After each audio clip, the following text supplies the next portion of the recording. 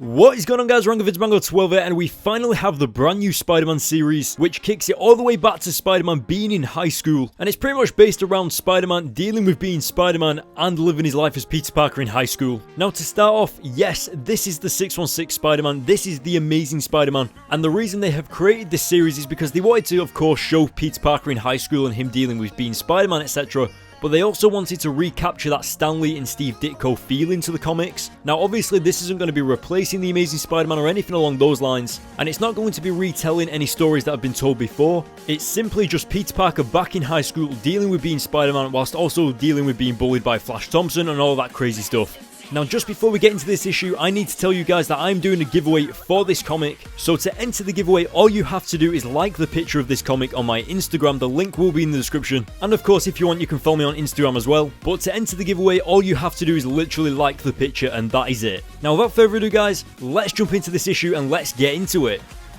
Alright, so as we jump into this brand new series of Spider-Man, it gives a really quick introduction to Peter Parker and Spider-Man about how his life started as Spider-Man after he got bit by the radioactive spider. Of course, we get a little bit of a montage of Uncle Ben dying, him creating his web shooters, and something that I really loved about this comic was it already knows that you know who Spider-Man is. It doesn't feel like it needs to retell the origin story, it kind of just glances over that, you know, gives you a little bit of a background check, and then it just jumps right into the issue with Peter being Spider-Man, and pretty much doing what Spider-Man does best. I think one of the prominent things that I noticed when I first opened this comic was definitely the art style. It's got a very unique feeling to it, and we haven't actually seen this type of art style in a while.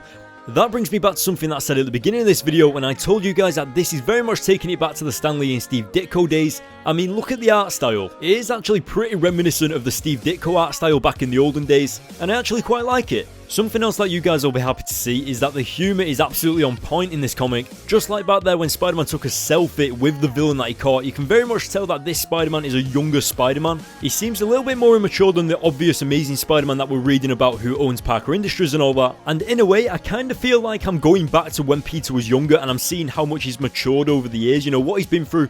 This is before he ever faced off against the Green Goblin or anything like that. Or at least I think it is anyway. It's almost like finishing season 1 of CW's The Flash and then going all the way back to episode 1 again and seeing how much it's changed over the episodes. It's just awesome. One of the many positive things about this series is that because it's back in Peter's past, back when he was in high school, a lot of our favourite characters are actually still alive and they're actually in their original state, you know, like Flash Thompson isn't Agent Venom yet or stuff like that, and it's just awesome to see Flash Thompson once again bullying Peter Parker in high school, especially because I forgot about Flash Thompson, so it really chucked you right in there. And of course, what comes with that is Gwen Stacy still being alive, not having been thrown off the bridge by the Green Goblin yet, and I hope to God that they don't redo that scene, you know, like I hope maybe in like 2 years time, I hope we don't get back up to that part where Green Goblin kills Gwen Stacy again, because they did say that they're not going to be retelling any stories, so I think we've been back to the Gwen Stacy death thing more than a few times, so I'm hoping that they don't do it again. And this actually brings me on to another villain that we haven't seen in a while, and that is Dr. Octopus. Obviously in the Amazing Spider-Man comics, like who owns Parker Industries and all that, Dr. Octopus became Superior Spider-Man, then we had the Spider-Verse, then Superior Spider-Man disappeared and all that crazy stuff, and then we're only just getting him back in the recent Amazing Spider-Man comics. But it really brings all the memories back to see Dr. Octopus in his prime once again, back with his metal arms, causing terror at Oscorp. And as you can see, it really seems like this is Dr. Octopus and Spider-Man's first ever fight, especially because Dr. Octopus says that he's the Spider-Man that he's heard about in the newspapers and all that. So it should be interesting to see how this plays out in the future, because it's almost like Spider-Man is meeting his villains for the first time again. That actually reminds me of another comic. I don't know whether you guys have read the Amazing Spider-Man issue 500, but in that comic, Spider-Man pretty much falls out of time and he can see where the beginning is, he can see where the end is, where he dies, and he actually has to face all of his enemies for the first time again to get back up to the present day. And it's really awesome, so if you haven't read it, then I recommend that you check it out, and I will most likely review it sometime in the future because it is my favourite Amazing Spider-Man comic of all time, so yeah, just a heads up on that one. I also love how the art style kind of combines into each other, like this montage page. We've had that a few times in this comic so far, and it's very well drawn. We also get to see Spider-Man taking down his villains for the very first time again, you know, like figuring out how to take them down. So right here he discovers that Dr. Octopus's arms are mechanical, and I imagine that when he takes down other villains in the future of this series, that he's also going to be going through the same thing. For example, I think the next issue is actually going to be going up against Sandman, so hopefully we'll see something along the lines of Spider-Man figuring out how to take down Sandman for the first time again, and it's going to be pretty interesting. Now, as I was talking about humour earlier in the comic, we get this awesome part where Spider-Man is holding up this rubble, and I love how he kind of just realizes like it's starting to crush him. That actually made me laugh out loud in that moment. It was brilliant.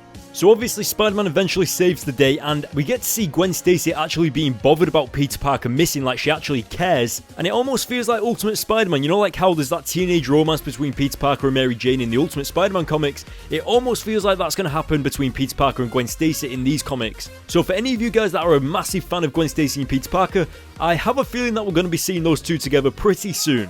Another moment that made me laugh out loud in this comic was when Flash Thompson was told to keep his grades where they are at the moment, and Oscorp will save him a cleaning job there, and I thought that was amazing. The fact that they actually did that tickled me. I think the only negative I have with this comic is that I don't like the way Aunt May looks. I don't know, she just looks a little bit too old for me, but I also have a feeling that we're going to be seeing Peter learning a lesson in every issue. So at the end of this issue, we learn not to give up, and in the next issue, we'll probably learn something else. And also, another negative about this comic, we just saw Green Goblin there, and obviously that was Norman Osborn's reflection as the Green Goblin, and I'm just praying to God that they don't rehash the Green Goblin villain over and over and over again, because obviously, we've had it so many times in the Amazing Spider-Man comics over the years, and for them to be bringing Green Goblin back again in the first issue of this brand new series kind of upsets me, but I don't know where they're probably going to be taking it. I mean, we've got Dr. Octopus, we've got Sandman in the next issue, we've got Green Goblin at the end of this issue. It's almost like they're adding up to the Sinister Six, so yeah, I don't know about that, but I'm just waiting to get the black suit in this series. Cannot wait to see Spider-Man wearing the black suit in this series. It's going to be interesting to see how he handles that, but yeah guys, that was the end of the issue. So what did you think? What did you think about this brand new series? Let me know in the comment section below. Don't forget about the giveaway on my Instagram. The link is still in the description. And of course, don't forget to go to the links in the description to follow me on Facebook and Twitter for all the latest in comic book news and updates on my videos, whether they're being uploaded, etc. And now, of course, for my final verdict, I'm giving this issue an 8 out of 10. I cannot wait for the next issue. The humor is brilliant. The art style is very reminiscent of Steve Ditko's, and I love that. Now, to end the video, guys, hit the subscribe button, hit the like button for more, and I will see you all later.